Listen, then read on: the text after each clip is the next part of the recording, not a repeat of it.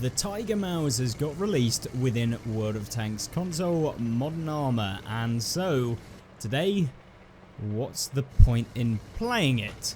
And of course, we're going to delve into this tank, why currently there is not really a point in playing the vehicle, and some of the other things that you might find useful about the Tiger Mouse, why it might actually be quite good in the future, and why you are going to want to get to season rank 100 as the kind of season pass reward vehicle for the premium season pass, not the ultimate. So you can get it as part of the premium for 2,000 gold, getting yourself some gold along the way and some loot boxes at the exact same time.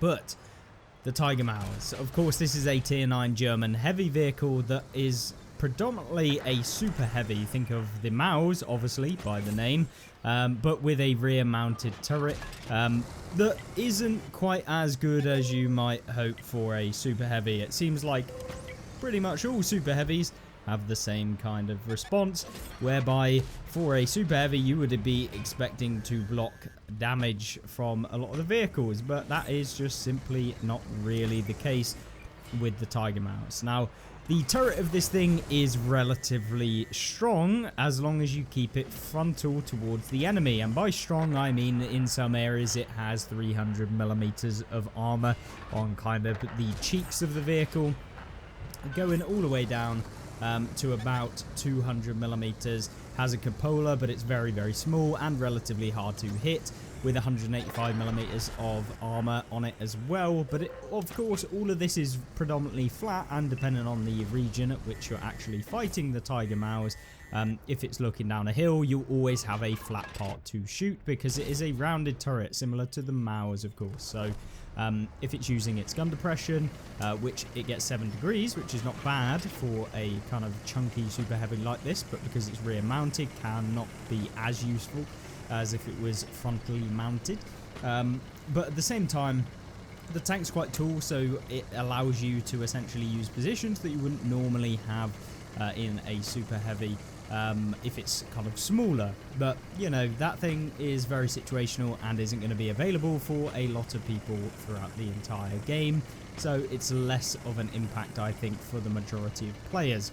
But one thing that I did want to talk about though is the fact that this tank is supposedly that super heavy playstyle, but its upper plate is 200mm thick, and as soon as you start to angle down a slope, everyone is going through you. And of course, the reason why this tank is not particularly very good in the current state of World of Tanks, even with all of the changes to alpha damage and stuff like that that came with the latest update to the game with the release of the newest season, that being Gods of Thunder, and of course the Tiger Mouse being one of the kind of featured vehicles for the whole season.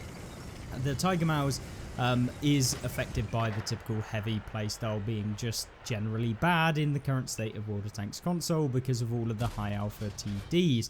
But there's one specific thing that really ruins this tank, and that is the fact that because, as I've said for the longest time, accuracy is so good to the point where all of your weak points are pretty much a guaranteed to hit, because you're a bigger vehicle as well, remember, so your weak points are bigger comparatively to a smaller tank, which would have cheeks that are much smaller. Means that because the accuracy is so good, if you are fighting vehicles close quarters, which you always are in a super heavy, at least for the majority of your fights where you're going to rack up the biggest amount of damage, you'll find that your armor just does not hold up, and that is also due to the premium round inflation that we've seen within the game, where tanks are having, you know, 300 plus 350 penetration. I mean, even the Waffle Panzer IV, the tier 9 tank destroyer, has 352mm of penetration on its premium rounds, meaning that even the strongest part of your tank, 300mm thick, is like butter to shoot through with a tank like the Waffle Panzer IV. Meaning that even sometimes if you are down a slight slope on the auto ricochet angle where it doesn't actually work, auto ricochet where you've got a supremely angled part of the tank means that it will automatically bounce straight off, does mean that even when you go down a slight slope, that becomes not a thing, so the auto ricochet doesn't work, and therefore they can just pen straight through the armor because it is only 200mm thick, which when angled does get effectively higher, so you might go up to 300mm, which, you know, 5, 6, 7 years ago might have been, you know, predominantly okay against the majority of vehicles, even their premium rounds. Nowadays, tier 9s, tier 8s, tier 7s can have nearly 300 pen, and tier 9s, tier 8s can definitely have over 300 pen. Similarly, the Tiger Mouse itself has 311 pen on its premium rounds, which means you can go straight through the lower plate of this thing, which is garbage. It's gigantic as well, typical with the German heavies, at least the super heavies, things like the E100. It is the primary weak point. And the fact that the side armor of the turret is garbage. We're talking about, you're looking in the region of about 150 millimeters, which isn't very well angled at all. So you're probably looking at maybe like 180 millimeters of effective side turret armor, which if you angle slightly, because it's actually sloped towards the vehicle, like front of the vehicle, so it actually isn't like 90 degrees if you're looking at the tank frontally. It's actually angled a little bit in, means that if you do angle the turret just even slightly, they can go straight through the side of the turret, even when not looking at the pure side of the turret, making this vehicle a lot worse to actually try and side scrape with if you're looking directly forward in the vehicle. So if you basically want to keep the front of the turret looking at your opponent at all times. Don't try and angle the side of the turret. It really won't work very well, and you can expose your cheeks anyway as you pull around a corner to try and get a shot on the opponent anyway, so they'll just pen you through the cheeks as well. So you basically want to do some quick peeking with the super heavy. I know side scraping not really a thing in 2025 on World of Tanks console, meaning that, yeah, you basically don't really have a whole lot of armor. And whilst I want to caveat that it does work in some situations, especially if you're top tier, you're fighting against tier 8s, you're fighting against tier 7s, you're fighting against, you know, vehicles that don't have that much pen. As soon as you come up against anything that has any decent level of pen, we're talking 250 plus, this tank becomes significantly worse, and to the point where people just instantly load premium as soon as they see the word Mouse in it and know that they can pen you every single time, meaning that you sacrifice all of the attributes that typically get sacrificed when going for a super heavy vehicle in speed, in view range, in concealment, in generally, you know, having worse gun handling and stuff like that. Whilst the gun handling of this thing is not bad whatsoever, and because it's so slow, you don't get the, you know, movement debuff where you're moving fast and your reticle blooms out a lot. It's actually very accurate on the move, and that means that you got about 0.3 to 0.31 accuracy. The tank itself just generally feels quite good with its gun handling. Its DPM isn't the worst. You're looking at about 2.9 thousand when you've got yourself, you know, rammer, you've got vents, you've got V-stabs in the tank, which is currently how I'm running it, and then you've got all of the commander skills and perks and stuff, rapid loading, steady aim, situational awareness, track mechanic is kind of a must in a tank like this. To be honest, I very rarely use it in most vehicles, but because this tank is quite slow lumbering and people tend to just go for the tracks of the tank, can help you out a little bit in some situations. And then running full premium consumables, this tank just kind of sacrifices too much and doesn't get the benefit of armor, as we've been saying with all of those heavy tanks, meaning that at the moment, in this current state of World of Tanks, which isn't going to last forever, the tank destroyers just dominate this thing every single time. They've got extra alpha over you, they've got extra penetration over you, your armor doesn't really mean anything, they've got faster mobility than you, they can move around the map, and, you know, it's just a trifecta, if not a quadruple factor that is basically making your tank that much worse. And with the armor kind of that you see within the game being underutilized, a lot of players not really understanding how to use armor, how to side scrape, and in a tank like this where you can't really side scrape effectively because the side armor is so garbage, it makes it very, very annoying to play. And whilst you can bounce around, I've had games where I'm bouncing 3.5k, a lot of this damage is from just people just auto-aiming you, and it just happens to hit like the thickest part of armor. They weren't using premium rounds, or they're simply like a light tank or a medium that is like a tier lower than you, and so, you know, you're padding out damage blocked in regions where you wouldn't typically expect to be penned anyway, and they're kind of just flicking over to you and hoping that they hit you and pen, which can also happen because I was playing against an FV225, which managed to just pen me through the upper plate because we were angled down a slope, and it penned me in the engine deck because we were angled slightly down a slope, meaning that, yeah, you just... For a heavy tank, the armor isn't very effective, and the sacrifices that you make to get that, the mobility being like 15 kilometers an hour because the power to weight ratio of this vehicle is diabolical. We're talking 10 horsepower to ton ratio. That is horrendous. We are, if we were to look at, I don't know, let's look at the Maus, for example. I'm sure it's even better than that. I might be lying. But it has the same power to weight ratio of the Maus, but the Maus has much stronger armor in general. It can side scrape to a degree, and its lower plate is a lot smaller. You kind of sacrifice all of the actual potential with its armor for very, very little gain, if any, to be honest. The hit point pool of the tank is not particularly that good either. You've got 1950, which is more than something like the E75, but once again, the E75 has basically the similar sort of armor. I mean, the E75 has a much smaller cheeks. Its armor on the actual turret on those side plates is basically the exact same. And so, yes, it has a more prominent cupola, but it goes 40 kilometers an hour. It has a power to weight ratio of about 40% more, over 40% more. It has much better kind of maneuverability and flexibility than the Maus, the Tiger Maus has. And yeah, the simple fact that it can go faster, it just plays way better. So why bother with the Tiger Maus? Well, in the future, I think it isn't going to be all bad, because of course Wargaming have talked about the fact that accuracy and tank destroyers in general are going to see some closing of the gap between how good they are versus currently, with a lot of FV 4005s running around, Tyrans, Guerrillas, Waffle Panzer IVs, stuff like this.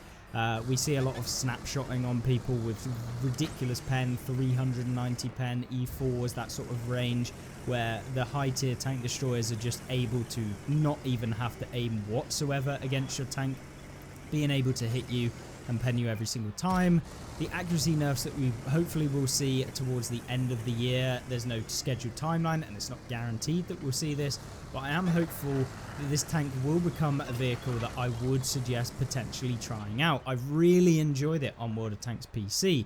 It's not a meta vehicle by any standards, and in fact is probably a mediocre tank on World of Tanks PC.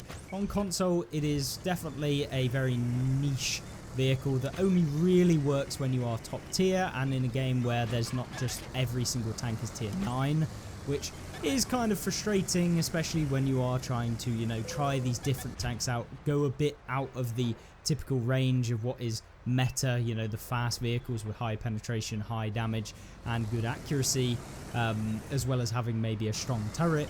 This kind of doesn't get any of that, and yeah, that's the real issue with this tank. But as soon as the accuracy starts to get worse and the divide between actually having to aim and just being able to flick over to people, or not really spend any time actually aiming, which I think is also a factor that has happened with the accuracy buffs, because, you know, run and gun, steady aim have all meant that accuracy whilst moving and stuff like this is just supremely better, so you never get the huge bloom that you would with something like a Guerrilla. If you're moving on World of Tanks PC, for example, and you see a tank kind of moving along and you want to hit that tank, you actually have to stop for a good 1, 2, maybe even 2.5 seconds to actually aim at a weak point. On console, that's not really the case, meaning that the Tiger Maus is getting affected very badly, because the tank only has to stop for about half a second to get a decent enough accuracy where it is most likely going to hit your weak point.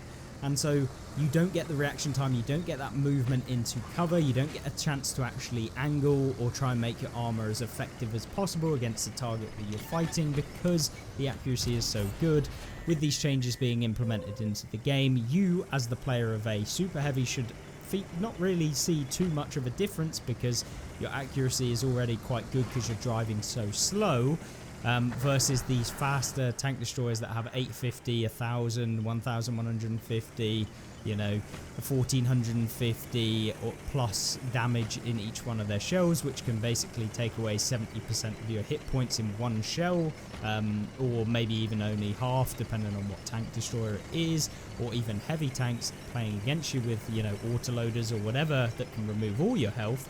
The Tiger Mouse just can't really cope with that at the moment, but I definitely think that over time this tank should see some improvements to how it can play, and you can still have some very good games. It does pack a punch. 530 damage per shell is not the highest by any chances or any figment of the imagination, but it is still very, very solid, and it only takes, you know, 6 shells to be dealing 3000 damage, and that is really, really crucial. And hopefully what we'll see is perks like the armor angling being changed to armor reinforcement, or whatever they've changed the naming to, hopefully, where you can buff up the hit point pool of your tank by X percentage, meaning that you can have more health, so have more survivability, and potentially save yourself an extra shot of damage where you can survive, and you know, get out another shot of damage in your brawling heavy.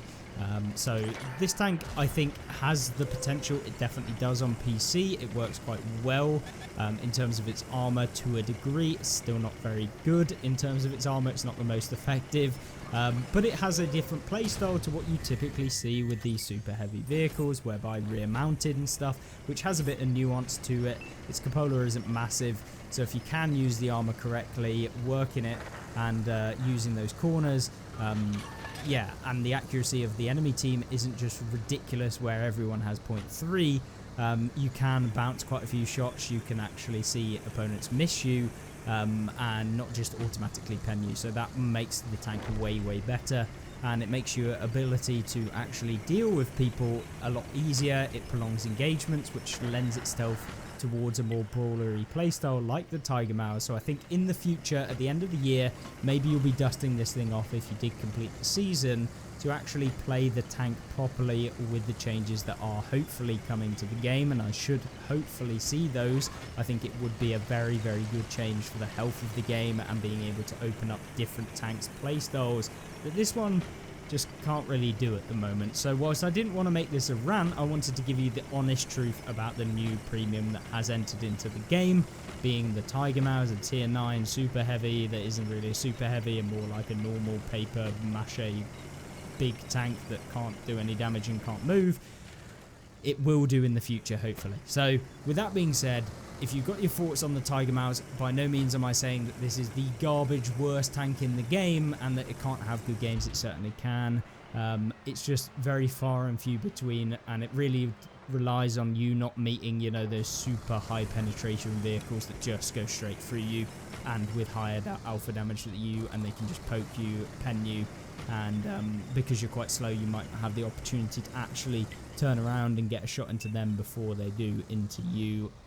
So yeah, hopefully in the future it'll be good. At the moment it's pretty bad, so yeah, you know, make of that what you will. At the end of the day, it's 2,000 gold for the season pass. So as I always say, the season pass is probably one of the best value for money, and you get a load of premium tanks, you get a load of gold back from the season pass. I think you usually get yourself all of your gold value back, pretty much, except from the fact, like, some people say that because you get a free season pass, you don't get 2,000 gold from purchasing the season pass, because of the fact that, you know, you get 350 gold or whatever it is, which pushes the total gold that you get from the season to 2,100, and so buying the season pass would only give you 1,800. That is kind of just like, it literally doesn't matter. You are making your gold back, you're getting premium tanks, you're getting more loot boxes. Like, you make your gold back from the season pass just simply from the loot boxes in addition to the standard amount of gold. So it is definitely worth getting if you play the game regularly, and you can get to season rank 100, of course. If you don't think you're going to do that, then don't buy the season pass. Hold off until you realize at the end of the season how far you've got. Then you can purchase the season pass to, when you know that you're going to get the X amount of rewards. That's what I would recommend to anyone who is a bit more financially, you know, wary or whatever, and make that what you will. But yes, the Tiger Mouse, I think it is a fun vehicle in some situations. will it be funner towards the end of the year? I think so. So yeah, stay tuned for a reappearance of the Tiger Mowers as the accuracy changes come out, and I will definitely play this thing live on stream when you guys want me to. So yeah, thank you very much for watching, and I will see you in the next one. Goodbye.